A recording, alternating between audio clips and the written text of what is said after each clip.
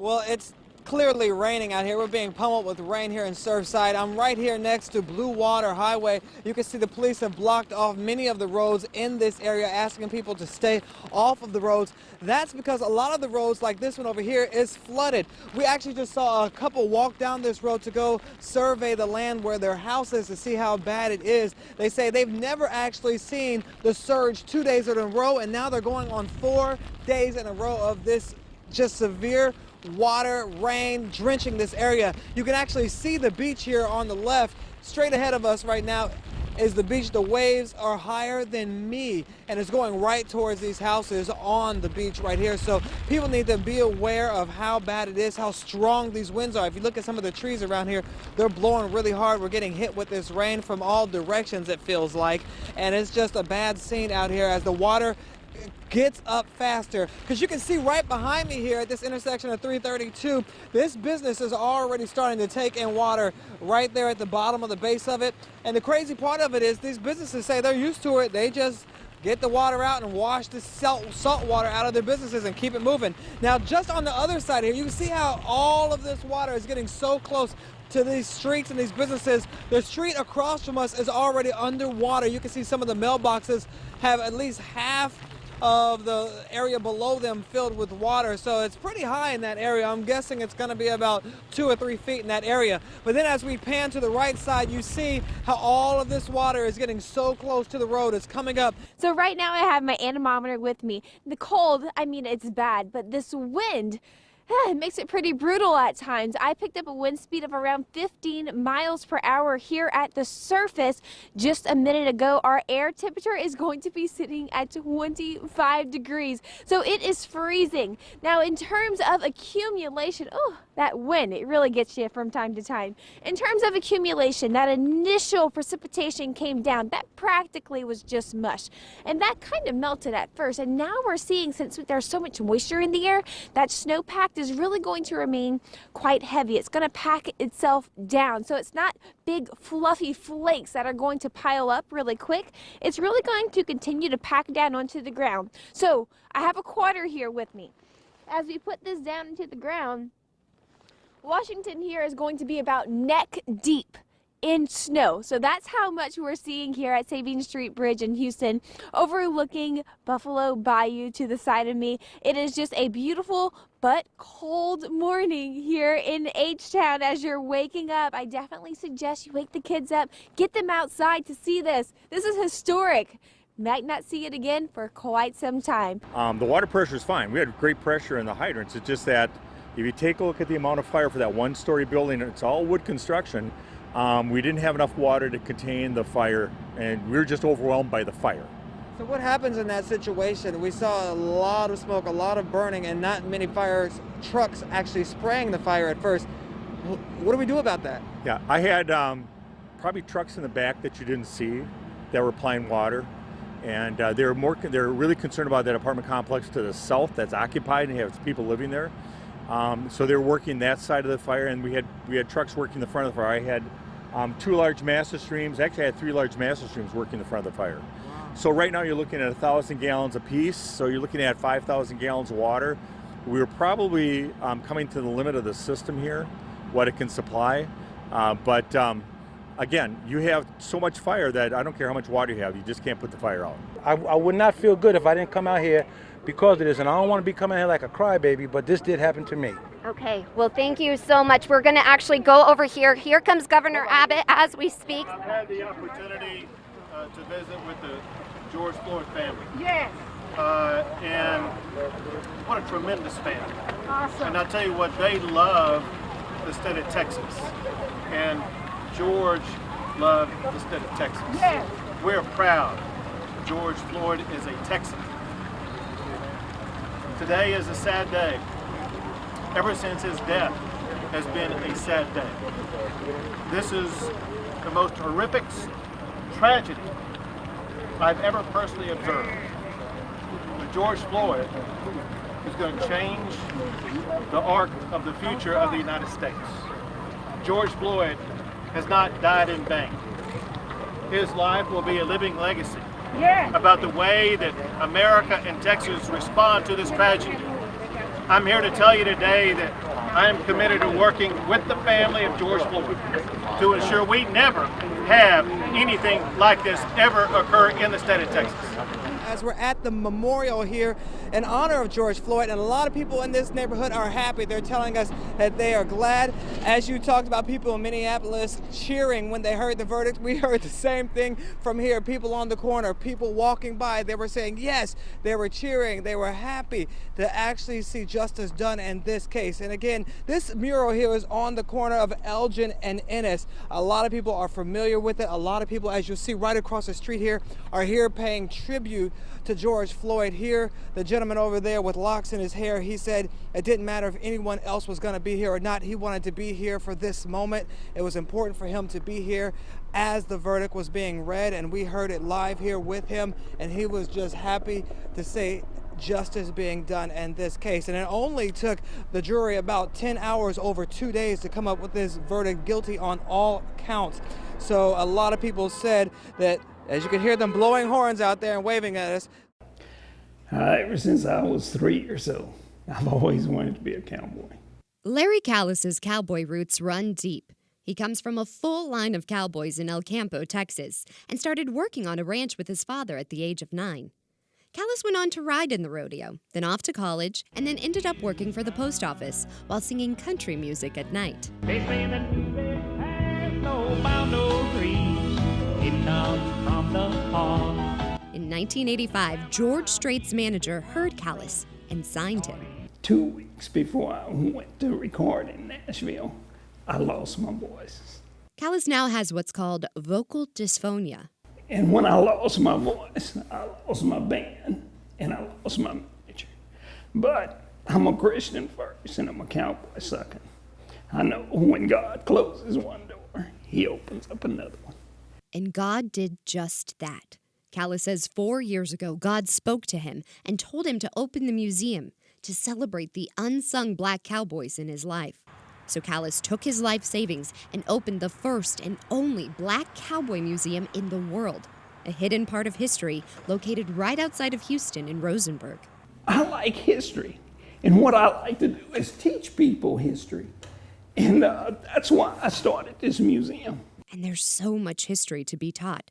For instance, African Americans' iconic role in the Wild West. Callis says he first learned about the black cowboy from his dear Uncle Willie. He said, boy, there were no white cowboys back in the 1920s. I said, how come, Uncle Willie? He said, white cowboys were called cowhands. In fact, they refused to be called cowboys because that was attached to slaves, just like houseboys, a yard boy, and someone who worked the cows. That was a cowboy. That's where the word came from. And you call a white man back in the 1920s and 30s and 40s, even in the 50s, a cowboy. He said, I'm not your boy. He said, that's a slave. In the 1950s, Hollywood got wind of cowboys and cast all white actors, making the John Waynes of our time. So they put them on TV and called them cowboys. And it went from there like a tumbleweed rolling on the range. And now this cowboy is educating everyone about what it truly means to be a cowboy, with artifacts dating back over 200 years. Callis's favorite piece in the museum is a wood carving done by a slave who roamed through Texas in the 1850s. He cut this with an axe, and then he handed it down to his relatives. How to remember her face? He just wanted to remember her face and the way she looked. And that's the way she looked when she'd be walking away from you. When you visit the Black Cowboy Museum, you walk away with so much. But the most important lesson, Callis says, is one his father taught him, to be honest. He said, if you tell the truth, everybody's going to find out. And now, thanks to Callis, the truth is out about the Black Cowboy.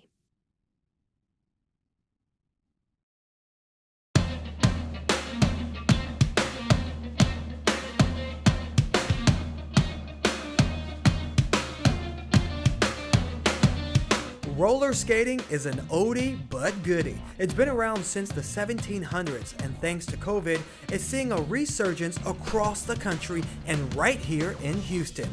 And that includes all types of skating like classic, stunting, roller derby, and jamming, aka dancing. To be honest, it's more therapeutic for me. So I had, of course, like I said, I've been deployed multiple times. So skating is my outlet.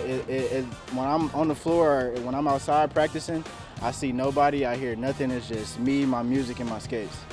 So it just clears my mind of everything. Although roller derby is a full contact sport, it provides players with similar feelings.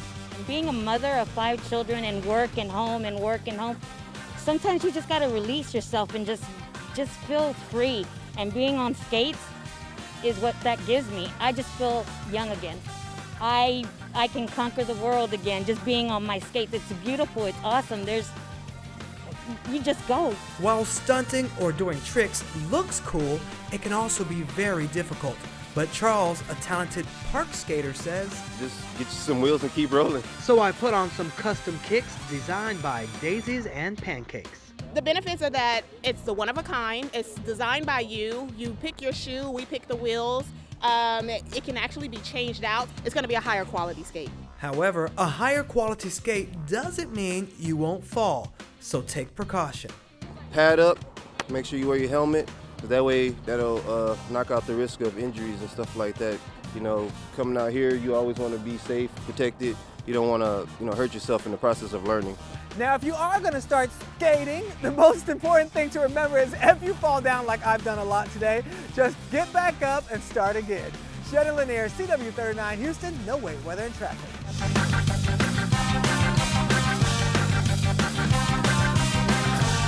The nonprofit Dress for Success is helping those women who have actually served us. Here's more on their female veteran program in today's Veterans Voices. I like this one. They've served our country, and now 10% of U.S. veterans are women trying to combat civilian life. And we hope for it to be a smooth transition and for everybody to accept us with all the baggage we come with. Yesenia Caban Jimenez is a retired staff sergeant with the United States Air Force. After 12 years of service, she medically retired 2.5 years ago.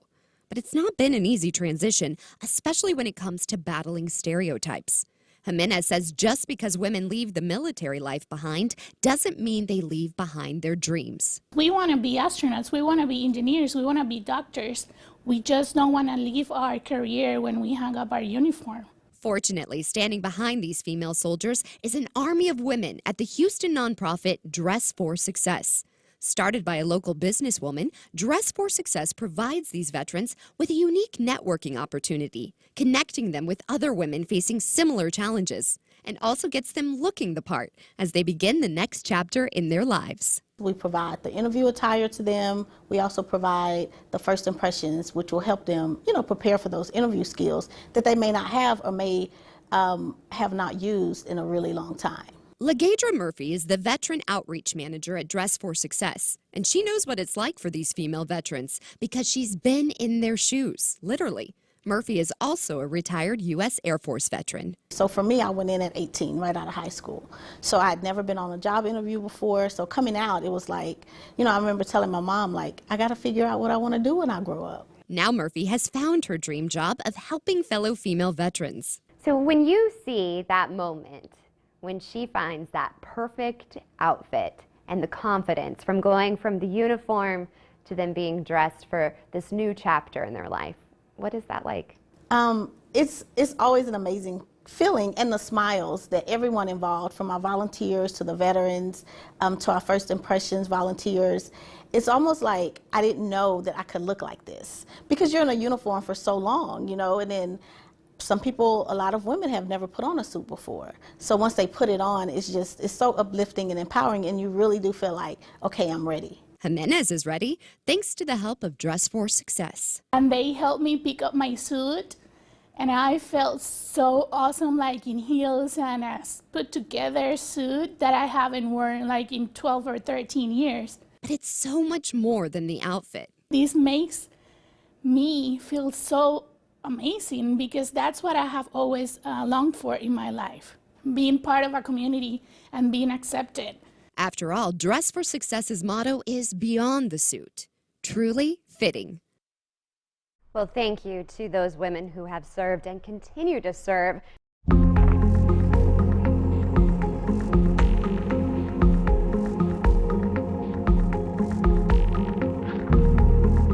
All right, Doctor, we've stepped into another world. Tell us about this exhibit. Well, we just stepped into a time machine. We're now at 79 AD, first century after Christ, in Pompeii. Here's one of the streets. This exhibit is at the museum until September 6th, and it tells a story about a Roman city that was thriving until it was no longer because of the Vesuvius blowing its stack and covering the whole city in ash.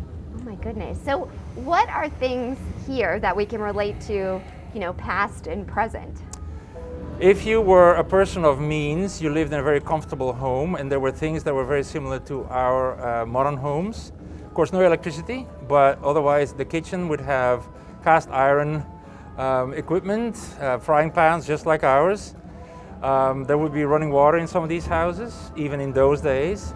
So there was fast food available. I think this is fascinating, the fast food Yes. thing.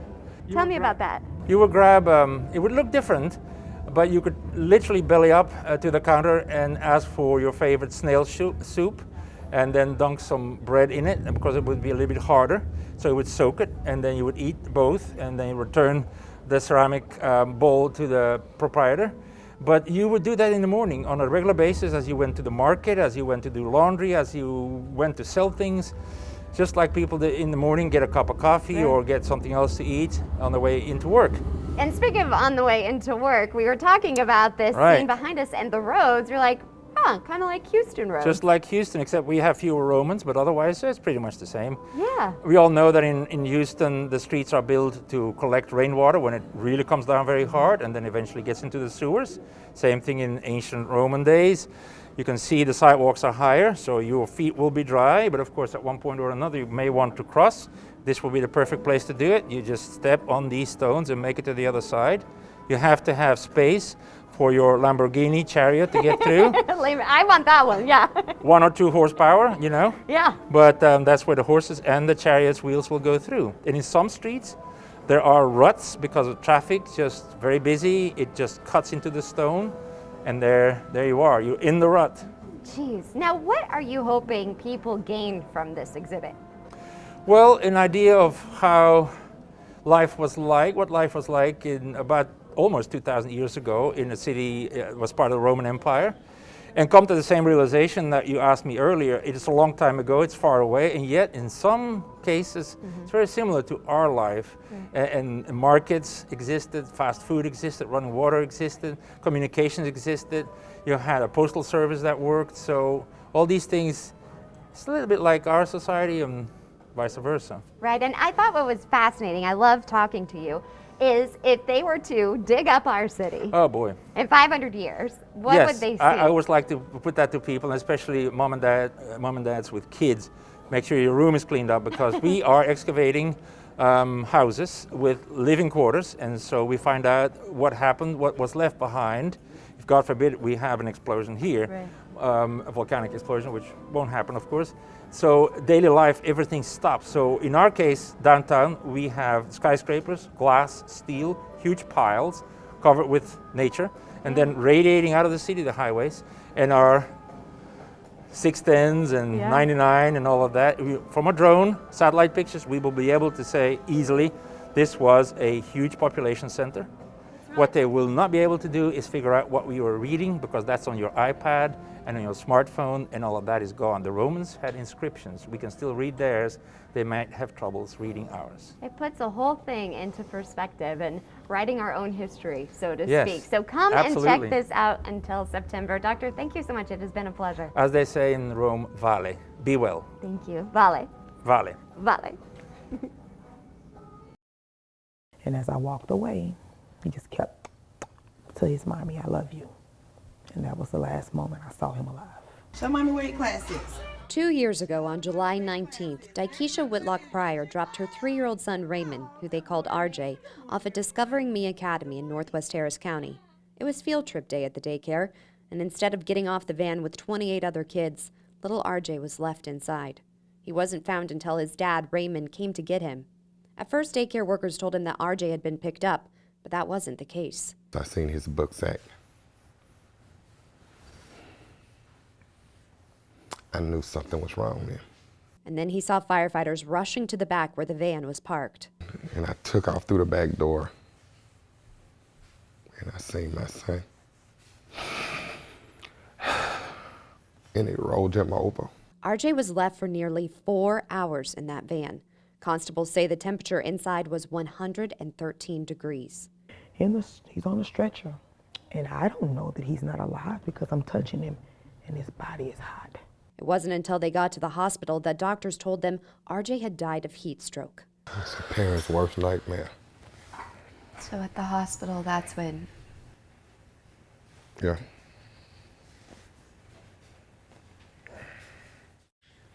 That's when you get the word, there's nothing else we could do. Dykesha held her son's lifeless body for another 4 hours at the hospital, and that's when she made a vow to little RJ. I said, and I know you in heaven, I know you're okay. I said, but Mama ain't gonna stop until this doesn't happen again. This has to stop. We're not gonna stop fighting. And they haven't.